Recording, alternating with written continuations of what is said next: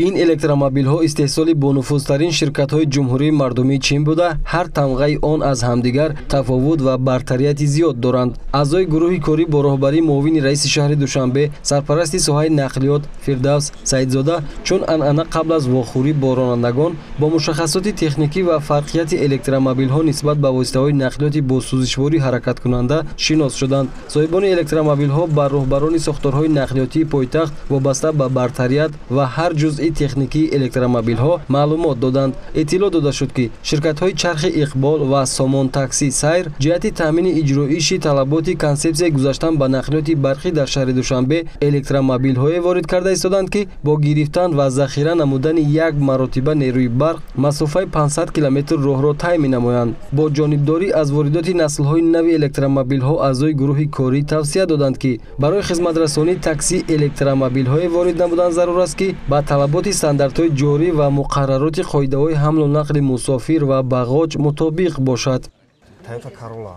داشتیم کار می‌کردیم خیلی دامون سوژواری شده 100 مثلا 50 می‌کنه در یک روز расход داشت.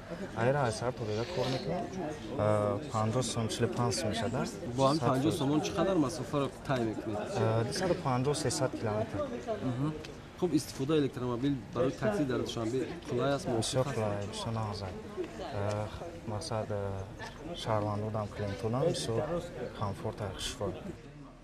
صحبت ملاقات راهبران ساختارهای نقلیاتی شهر دوشنبه با رانندگان دو شرکت تاکسی با اشتراک 250 نفر جریان گرفت. گفته شد که شهر دوشنبه میزبان چهاربینی‌های سطحی بلند جشن نوروز است و مهمانان زیاد به پایتخت کشور تشریف می‌آورند. ساکنان و مهمانان هنگام رفع از خدمت‌رسانی نقلیات جمعیتی از جمله تاکسی‌ها بیشتر استفاده می‌کنند. از این رو رانندگان نقلیات کرایوی در دایره شرط و طلبات آیین‌ناموی، اجازتنامه‌دهی و قاعده‌های حمل نقل مسافر و باغاج وظیفه‌دار و مسئول هستند که خدمت‌رسانی به میزبان را در سطح نمونوی انجام دهند. با سر و لباس و ماشین‌های تازه فعالیت کردن به مقصد موافق ارزیابی گردید. رعایت حتمی قاعده‌های حرکت در راه، معاشرت خوب با مسافران هم از برتریت خدمت‌رسانی معنی داد گردید. بر رانندگان تاکسی دوشنبه توصیه داده شد که برای تامین بی‌خطری در داخل نقلیات کامراها نصب کنند و جهت اجرای پرداخت‌های غیر نقدی شرایط پرداخت حق راهگیران توسط همیانهای الکترونی و کارت‌های بانکی را فراهم آورند. در فرجام ملاقات میان رانندگان و راهبران ساختارهای نقلیاتی مبادله افکار صورت گرفت و رانندگان به سؤال‌های خود پاسخ‌های مشخص گرفتند.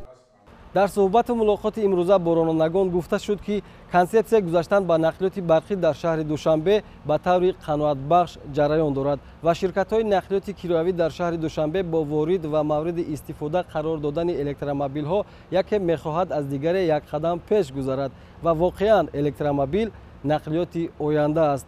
امید سعدالله اسکندر دودربک برای برنامه اطلاعاتی وقت.